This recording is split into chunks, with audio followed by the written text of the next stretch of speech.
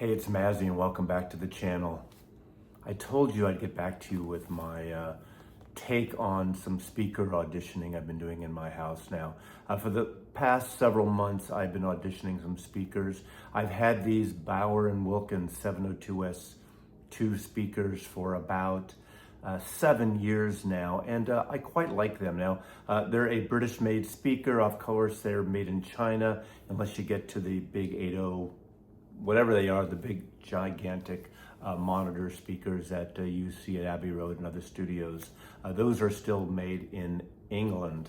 But I had those here and I'm in a bright room. You know that if you've been watching my channel. I've talked about it. I've had people telling me, get rid of the TV in between the speakers. But I like this room for entertaining, for listening to music, whether I sit in my sweet spot or whether I'm running around the house or have people over for cocktails and dinner and whatnot. I had a chance with the thankfulness of Hawthorne Stereo in Seattle. Now this is, in a way, it's a commercial for Hawthorne because they allowed me to audition these in my house. And I want to thank Matt and the crew there at Hawthorne Stereo. So I'm going to put a link below. They have new and used gear. They're a 2-channel store. They're not one of the big hi-fi stores with surround and massive speakers and doing massive installs around. That's not what they're about. They're about 2-channel. They're like renegades. They have a great used department as well of vintage gear. You can go on their site and see what they have, and they do ship. They're a great store. When I first moved here back in 2014 from San Francisco, I went there and I bought my Riga, at the time, RP8 turntable from them. And I bought some gear over the years from them. A lot of demo gear, by the way. The Hagel H390 receiver that I have, I got through them too. And Matt has come over and installed and upgraded my cartridges over the years. And I just want to thank them because they're a great store. They do repairs on some items, I believe. So check them out if you're in near the University District, actually on Roosevelt over there.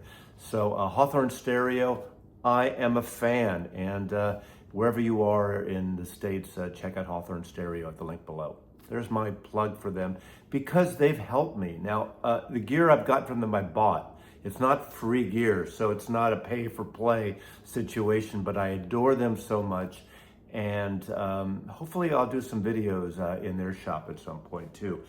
But if you saw the video I did a couple months ago, and I've been getting requests for what's the update, Mazzy. People have seen on my videos, mainly on Instagram, where they've seen this hint of these Spendor A7 speakers here. But for a little while, I had a brand new pair in my possession of the Spendor A4s. I've been very interested in these Spendor speakers. They're British-made speakers, still made in the UK. They kind of come from the DNA of the studio monitors, or the BBC studio monitors, going back to the 1940s into the 50s and beyond. And I tell you, these are beautiful. Now the A4s, I said in that last video, I really like the tonality of them. I like the richness of the speaker, and they're very neutral. Unlike my Bowers and Wilkins that are on the bright side, a little colored. B&W definitely has a house sound that I got used to and I enjoyed. I've had B&W speakers now for the last 20 years plus, 2 different sets of speakers over the years. And you get used to a speaker, you get used to a sound in your house. And I've enjoyed them, but I had this opportunity because of Matt to check out those A4 Spendors, and I really like them, but they didn't fill this room enough. This is a large room. They didn't push enough. They're a beautiful speaker. If you have a smaller room, maybe a deader room, they'd be great. But so they had a pair at Hawthorne of a used pair of the Spendor A7.2 speakers. Now it's the second, I guess, iteration of the A7s. Never heard those. They made some improvements on them. And I've been listening to those now here for over a month now. And I tell you, these are the speakers for this room and for my taste. They have a natural timbre. They don't color the music. I am going to go over some records here, just a handful of records I pulled, maybe 8 to 10 records I've been playing, and just kind of give you my take on the music, obviously, but how they sound in this room. because you have to listen to a wide variety of music. And I know most of the time we don't get a chance to listen to speakers at home until we get them, until we buy them. And this is the first time where I've been sort of had the privilege of having speakers in my house and listening to them in my room, getting used to them. I think our ears do tune to speakers. We get used to a sound. So it takes some time, like when a cartridge opens up. Now, a lot of times speakers need to break in. These are a used pair. Now, these retail, I think, for about $9,000, and used pair about half that. So used gear is a way to go. The Hagel was a demo. The turntable I have, the P8, was a demo from Gig Harbor Audio. That was a display they had, and a customer had it, and it was out of box, so they were selling that cheap several years ago. So I checked that out. And I'm playing my P8 Rega turntable with a Hana Umami Blue cart through an Riga Aria phono stage and into the Hagel amp, and now these Spendor speakers. As you can see in the frame here, outside the frame, the BMW speakers are still here, those white speakers with the tweeter on there. And I've gone back and forth occasionally, and when I go back to them, I can't go back to them. As good as they are, and they're beautiful speakers, I'll either trade them in, I'm still kind of working on that, or I'll sell them. If someone interested in, again, locally, I will sell them to, otherwise I will trade them to Hawthorne, because again, they have a great used department. Check their gear out, as I said earlier. But I tell you, the natural sound of these, not like studio monitors, they have a richness to them and a nice, smooth, intelligent playback in the mid ranges. I went through the records here and CDs even, and I cranked these speakers. I cranked my amp. I play music loud most of the time, but even in the soft records, even in the moody records and the low volume records at night, once the neighbors go to bed, close my windows. Now we're in winter, I can leave my windows closed. It's really nice to have that kind of easygoing thing, whether it's jazz or acoustic music, lounge music, whatever it is, even some just great rock and roll and singer-songwriter stuff, you know. But when I get into punk and when I get into heavy rock stuff, I find, fortunately, there's a synergy between these speakers and my whole setup right now that I think now, in comparison, thinking back and listening back to those Bauer and Wilkins, the synergy was almost there, but now it's exactly there. So I am enjoying these. There's a richness, there's a lush mid-range. Again, the bottom is tight, but not boomy. You don't get that big hit that sometimes you can get on a clunky bass heavy speaker. So now I'm going to show you some records that I've been playing and going back to, because the best thing going back, especially when I did change out the speakers from the B&Ws to the Spendors, it's nice to kind of get a variety and a taste of two different sound signatures. This is the record I showcased a few weeks ago, and this was from Kraft. This is a Tony Rice unit, and this is Backwaters. This is an all analog, all acoustic. This is a reissue. This is probably one of the best sounding records I have in my collection now. You might call him newgrass, bluegrass, but it's almost jazz. It's jazzy acoustic recordings. There are some mandolin on here. There's some dobro on here. It's a gorgeous record. We lost Tony Rice in the last year or so, but I have a lot of his records, and Kraft's been putting this out. This was originally on Rounder Records, and I tell you, this is an incredible sounding record. Don't sleep on this record. Even if you're not a bluegrass fan, it's not your daddy's bluegrass. It ain't Flatt and Scruggs. It ain't Doc Watson. That's kind of the country stuff. It ain't any of those people.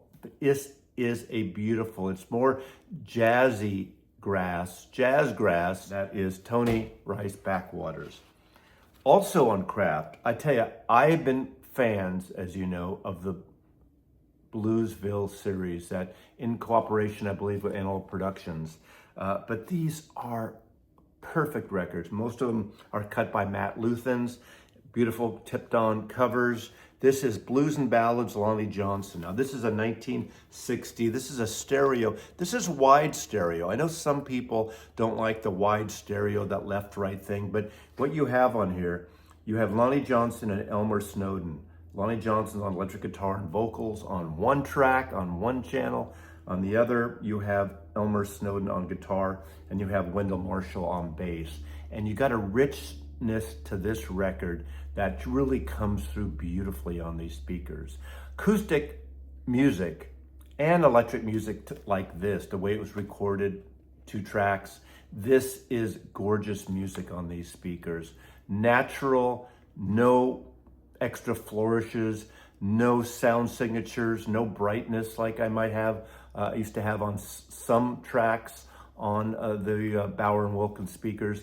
These are gorgeous reproductions, and they're very faithful to the music. And I tell you, as much as I like this record when I had just the B&Ws, when I played it through these Spendors, I got a richness that was very different than what I had before. So Blues and Ballads, this is another great one from Kraft, Bluesville. One other Bluesville I will show, and this is Terry Collier. This just came out. I did showcase this on another video. This is the new folk sound of Terry Collier. This was originally on Prestige, produced by Sam Charters, I believe. This is a stunningly beautiful record. This is the folk country blues. There's a haunting beauty of this singer-songwriter-like, and it has guitar and vocals by Terry Collier, Trevor Attenborough on bass, and John Tweedle on bass. So you have 2 bass players on this. So there's a wonderful smoothness. And it is a smooth blues record. It's not the Chicago blues. It's not the Muddy Waters blues. It's not that edgy Howlin' Wolf blues, which I love too. But this is one fucking gorgeous record. And this is another Kraft Bluesville Records. Again, one of my favorite labels right now of reissues of the Bluesville. Now I showed this, and this was a surprise to me, not because of the music. I know the music, but I haven't had this on vinyl. And this was Too High to Die by the Meat Puppets. Thing about this record, this is 1994, 1995. The 2 brothers from the band, the Meat Puppets, of course, they went from punk to a little crossover, freak folk and Americana a little bit. They kind of mix it up in that really beautiful way. And this is their biggest record, especially because of the song, I believe it was, is it Backwater or Coming Down? Now I'm blanking out which one. But 2 of the members here played with Nirvana on Unplugged with Kurt Cobain, and they're in that video, the MTV Unplugged. But this was their biggest selling record. And this is interesting because this is a long record. This is maybe north of 50 minutes. That's a long record. And it's 133 RPM record, and it sounds incredible. Crank this puppy. I had no distortion. Sometimes on a long record, as you get closer to the in groove, you get a distortion. Nothing like that. The dynamics on this, when I pump this baby up through these Spendor speakers, I got just this great intensity. It holds it. There's no crackling. There's no overload through the amp or the speakers. Again, I get that great synergy between it. There's no harshness. It's a smoothness, but not a, it doesn't break it too smooth. It just holds it right there and reproduces. Whoever cut this, I don't even know who cut this. This is Universal, UMG, UME. Fantastic. If you don't know the Meat Puppets, check them out. It's not your normal punk thing. Again, a series of these bands really crossed over in the 90s and beyond, and they're still making great records today.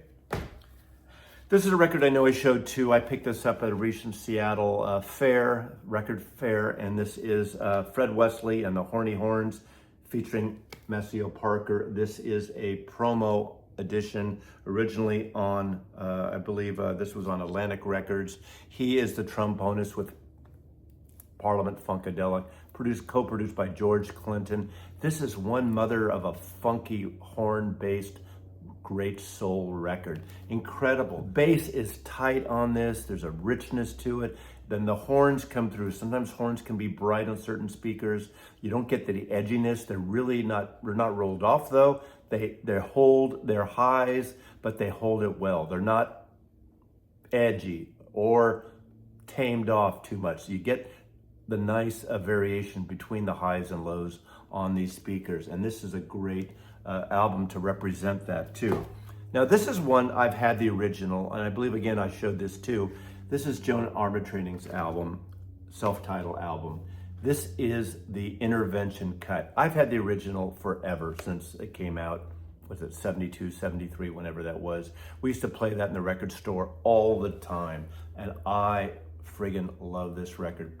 One of Glyn Johns' favorite produced records. He produced this record, and it's a beautiful singer-songwriter record, a little soulful jazziness to it, great bass, great acoustic guitars.